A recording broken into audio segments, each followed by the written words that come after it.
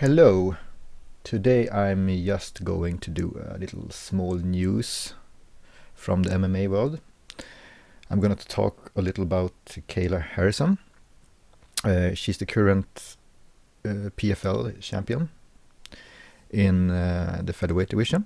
For a while ago, her contract went out, so she was kind of free agent, and there were talks about if she was going to UFC or if she was going to Bellator or if she was just gonna stay in PFL. And why this is kind of a big news is because she currently is 12-0 in MMA, practically annihilated everyone in PFL. And on top of that, she got 2 medals in the Olympics, and her judo record is 45-7. She is kind of like a new type of Ronda Rousey in a way. She has always been quite outspoken about the other females in the division, no matter if it's in PFL or if it is in UFC or Bellator. So now when her contract went out, there were talks about if she wanted to go to UFC and challenge Amanda Nunes. Excuse me, Amanda Nunes, for example. But as it is now, she re-signed with PFL, and this means she will stay in the organization, and many have thought this that she choose to stay in a lesser organization and fight cans or lesser competition, which is maybe a little truth to that. But the thing is that PFL actually matched the other organization's offers, so she got better paid to stay in the organization.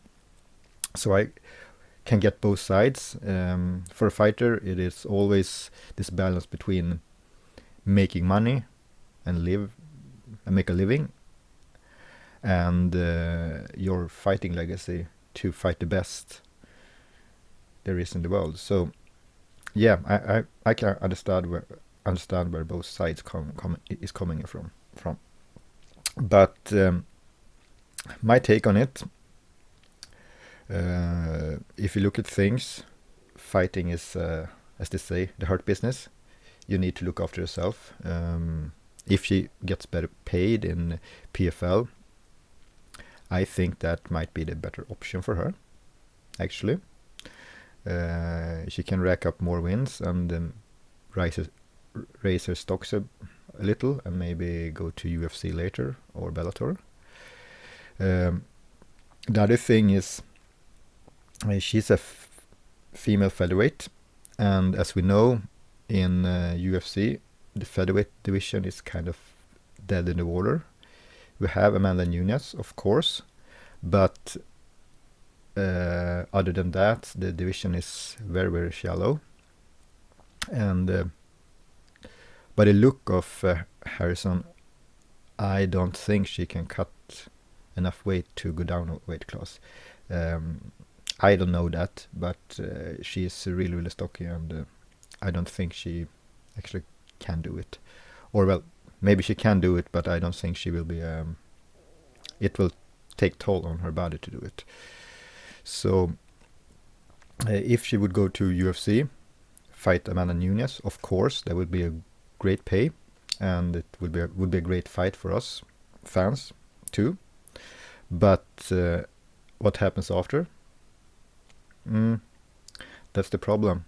We have like 3 or 4 fighters in that division, so yeah. And quite frankly, I don't know if UFC will keep the division either. They practically made the division for Cyborg, and she's not in the UFC anymore. Which comes to the next thing, and that is Cyborg.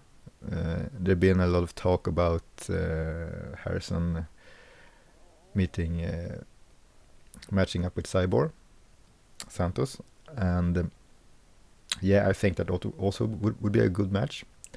So in a way, I think it's sad that she stays in the PFL from my point of view, from the as a fan and as a people who watch MMA.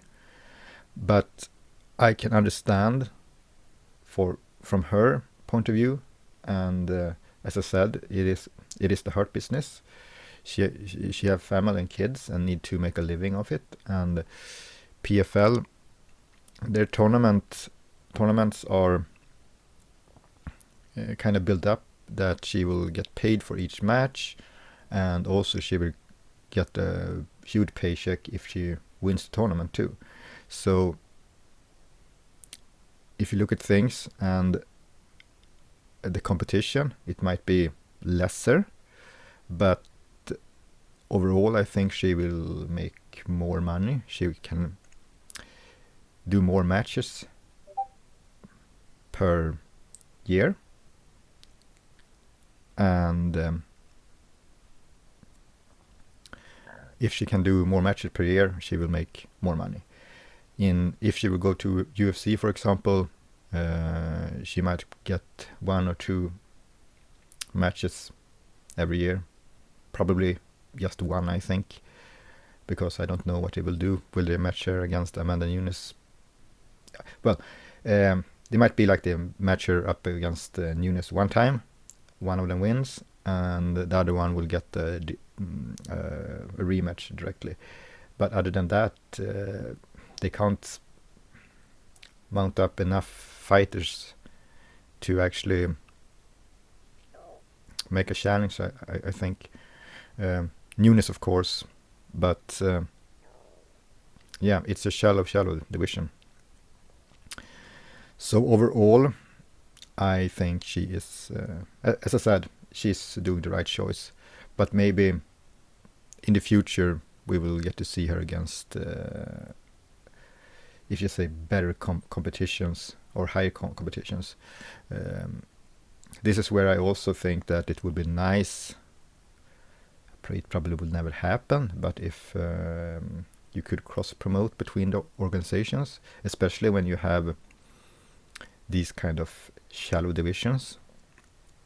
And when it comes to the females, they are kind of spread out between men organizations, and Invicta is doing a good thing. I think they can sign a fighter for 1 or 2 fights while they still are in another organization, which is good. And this is needed to make the female MMA scene grow. Because if you can't find opponents, you can't grow your own name either. So yeah, but I just wanted to weigh in on this a little, because I've been following Harrison for a while now, and I was hoping she would actually fight Nunes, but I guess we will have to wait for that a little bit longer. I do wish her all the best, and yeah, under circumstances, I think she's did the right thing. What do you think? Should she have gone for a lesser paycheck and gone to UFC or Bellator, or did she do the right thing to stay in PFL? Write a comment, or just ring the bell and put down a like, subscribe to my channel. I appreciate it. Until then, I will just say have a nice day, and I'll see you later. Bye everyone.